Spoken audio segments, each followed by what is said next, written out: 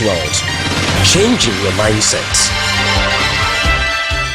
Every day, across our country and society, millions of girls and boys face the alarming childhood abuse and exploitation in our society.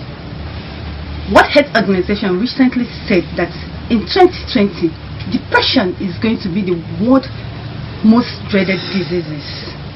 And to fight this scourge that is facing us, we have somebody in the studio to discuss how to deal with depression in our society and coming out of abuse. Thank you if you just joined us. This is BD Sword. Let's go for a quick break, and when we return, we'll continue. Don't worry, we'll be right back.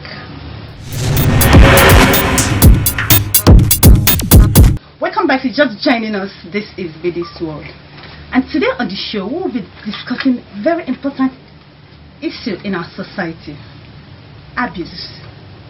Sexual abuse and exploitation is becoming a norm in our society. And to discuss this with me today is somebody who has a personal experience with this topic. Join me to welcome on the show Ishaku Ada Fatima. Good afternoon, everyone. Ishaku Ada Fatima. You're yes. really a Nigerian. Yeah, my dad is Hausa and my mom is Igbo. Igbo. Yes. Wow, good to have you here. Thank you for having me. Wow. Ada or Fatima or Ishaku, which one would you want? I want to abbreviate it. Fatima is okay. Fatima will do. It's alright. I really want to know. Thank you for coming, for giving us Thank this you for having me. We appreciate it. Thank you very much. You're a woman who has lived with depression.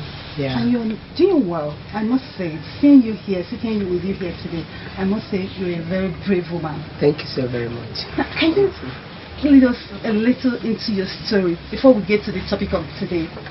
Yes, my name is Fatima Ada Ishaku.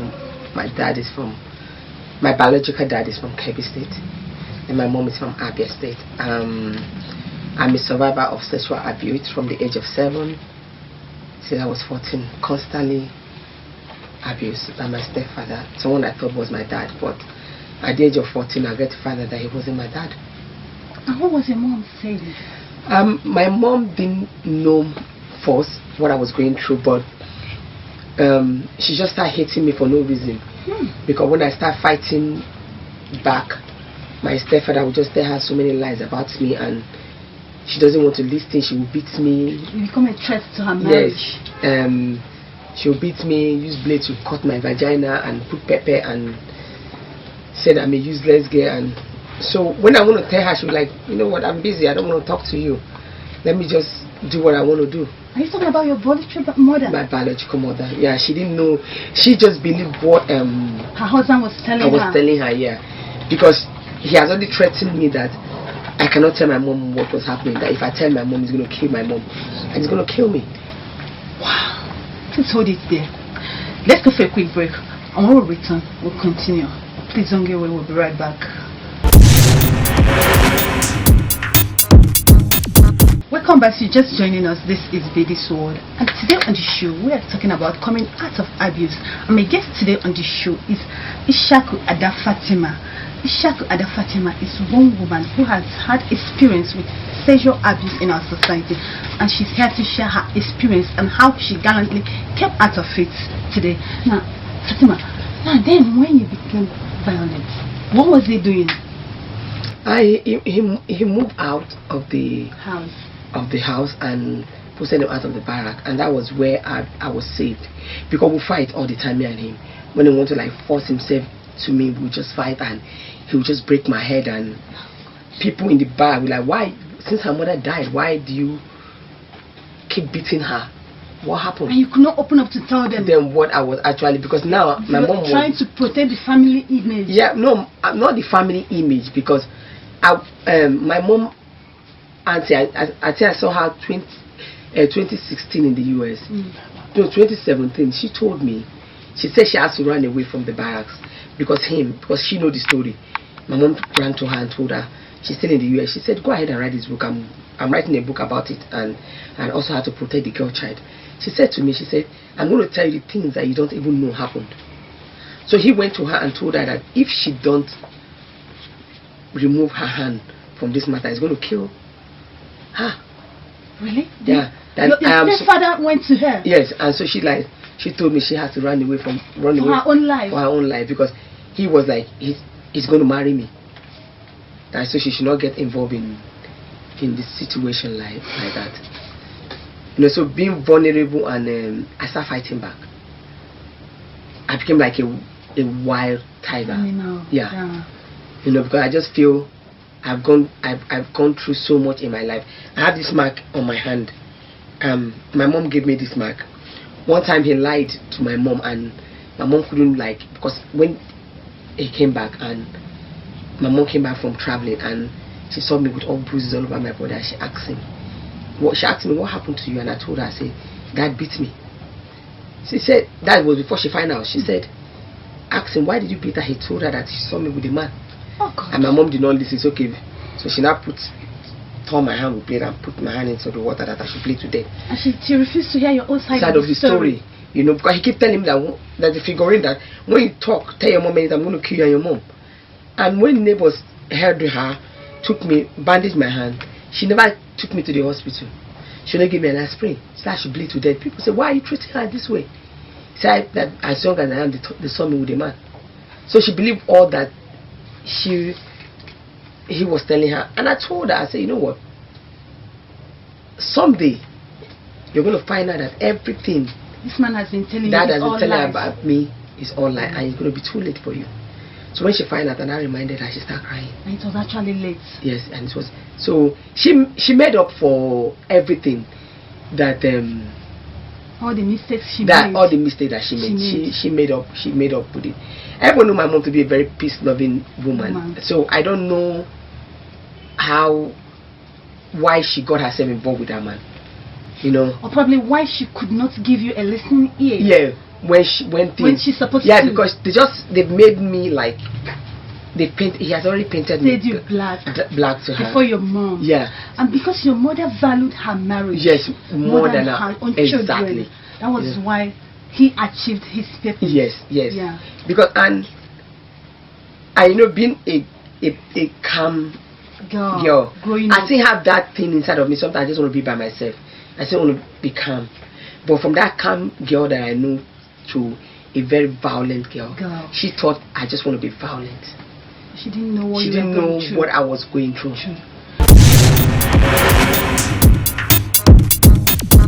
Now, when he left the house, you breathed a little breeze of air of life. Yes. You and your siblings, you felt you're now in a safe hand. So what happened? No, when he left, I was still in that trauma. Of course you should. You know, so the alcohol life is still there. It's still there. That one has taken over. Yes, so the clubbing life, I just want to go to club and just get drunk. You're drunk. And when my mom died, she was still in the mortuary, but I was still in the club drinking. So I just want to get to the club, I just want to get drunk. I just want to get over this. So it was that thing was, I might smoke like 10 packets of cigarettes a day. That thing was still in me. It wasn't something I just left like it can't go like that, you know. So I was still living that life. Do you still smoke today? No, I stopped. Do you still drink? Once in a while I drink red wine. For social gathering, yes. If I want to. But I don't think I taste alcohol for like sometimes for 6 months. Yeah. Excuse me. Our talk here has been on the victim. What about the accomplice? Now, if we keep protecting these girls, what about the men who do this thing, or even some ladies who molest some men too? What do we do to them to get this thing stopped in our society? That's why now we need to get the police in and to get the police involved in things like that. The government needs to pass a bill. It doesn't matter if you're a male or a female. We know of female that molest little children, boys. Yeah. So it's not just the man molesting a girl. There are some women that molest little boys, you know, for their own crazy desire. Yes. Yeah. So, and the government need to understand first how important this bill is in our society. What victims go through, because you see a lot of people committing suicide. You think it's because of they don't have food to eat or they don't have job to live. No, with this Nigeria, It's not in America that I can go to somebody and I say, okay, give me food, they'll answer you. In Nigeria, I can go to anybody's house and say, you know what, I'm hungry. Your friend, what do you cook? They will say, okay, nah, rice I get to. Sorry, I have to speak in pidgin. Come and join me, you know. So, government need to understand that this thing is destroying the fabric of the society. Yes, you know, these are young generation. Children, it doesn't matter their gender, it doesn't matter. Children are going through so much. So government need to look into this thing. And look, if you ask me what should be done to people that abuse young children, I just feel you should just sentence them to death. That's a strong one. That's a strong one. I just feel because if you leave them, they are going to come back to another child or put them in life imprisonment. They are not allowed because we have good men in our society. Of course we do. So people like that cannot be allowed to live in a society with good men. Yeah, so you need to put them away. I think they actually need a treatment. They need medical attention because no normal man in his right thinking will actually go to molest a child of 3 months, like some of them, a girl of 7 years old. But some they are sick. They are sick. Is a medical. But the problem is that some of them is not medical. Really? Yeah, no. Some of them is not medical. Some of them are for demonic power activities. Some of them are not medical. Some of them use it for powers. Some use it for wealth. And maybe probably some of them the patriarchal nature of our society, that men rule the world. Do you understand? We have a lot of men who feel that, who have this ownership mentality that as a woman, whatever thing I want, I get. You know, most men have this mentality. Yes. But does it have to do with you raping a little girl? What do you say to say? Look, we live in the men world because that's how God has made it. Yeah. The man, if I have to Bablika here, Christ, the man, then the woman. Yeah. You know, as a man, you need to protect the woman. Or if you're not protecting the woman, the girl child, protect the male because child. They are your mother, they are your wife, sister, your wife. Sister. Like I said, I have my definition of female child. She is a very fragile being, tender as an egg, a defenseless being.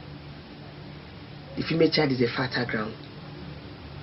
She has produced kings, great presidents, footballer. This is why she needs to be nurtured and protected, because she represents so many great destiny. So she needs him. There is a female cannot come out of this world without a male. He is our foundation that she stand. That's why he needs to protect her, not to destroy her. And when he fails to protect her, it becomes a problem for the society, not just for her alone. It became a problem for the society. Wow, Fatima, it's been a pleasure speaking with you. Thank you very much. Thank you very much for coming on the show. Please, when this book comes out, don't hesitate to bring it to Be This World. Yeah, I would definitely. But we have to release first, because Nigerians, I have to put it in a world where published in a place whereby they understand it, marketing and skills and all that, and then I will launch first in the US and bring it back to Nigeria. Yeah, it's okay. I wish you all the best. Thank you so very much. All you're doing. Thank you so much. God will see you through. Amen. And God will protect you. Amen.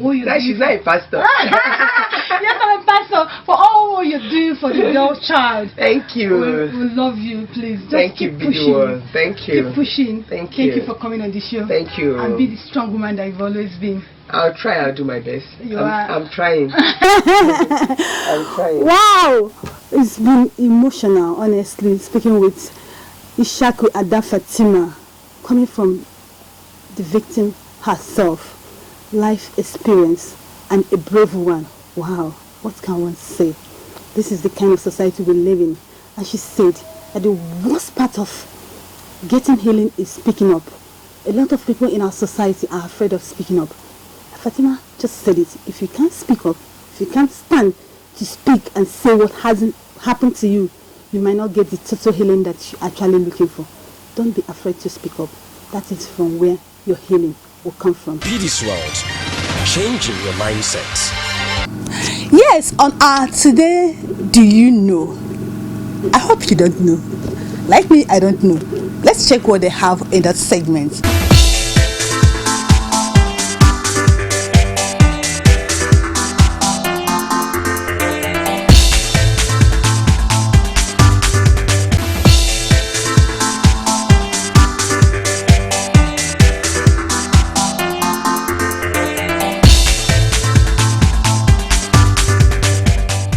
Oh my God, do you know?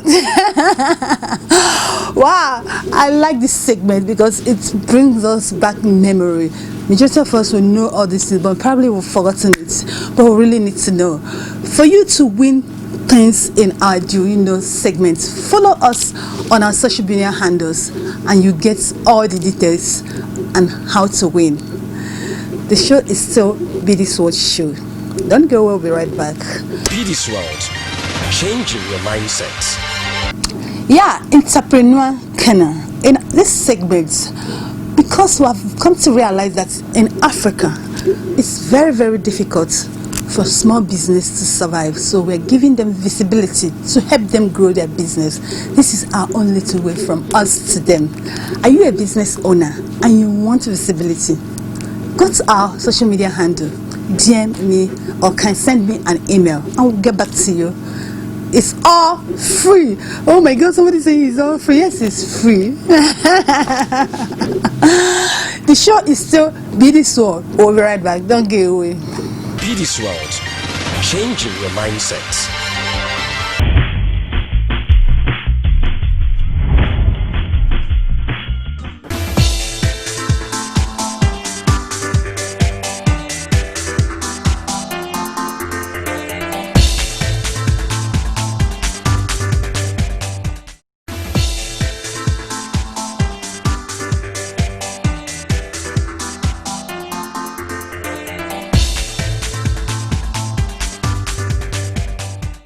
Just post like, my name is Chidinma Ibezi.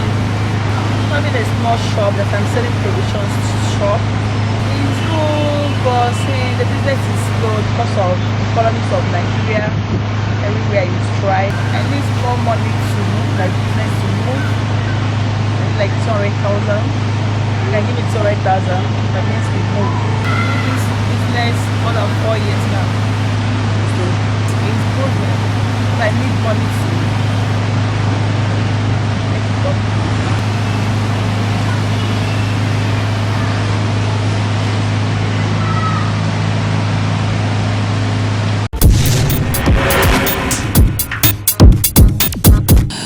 wow.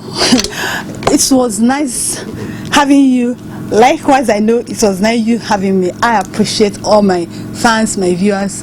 It's really awesome time keeping with you people. That's much we'll be taking today on this segment. If you missed this segment, don't worry. You can watch it online on www.bdsworld.tv. It is all there for you, for people like you. We love you. Remember, keep love alive. BD's World, changing your mindset. We'll have to get a right mindset in Africa for things to keep moving. Africa must work.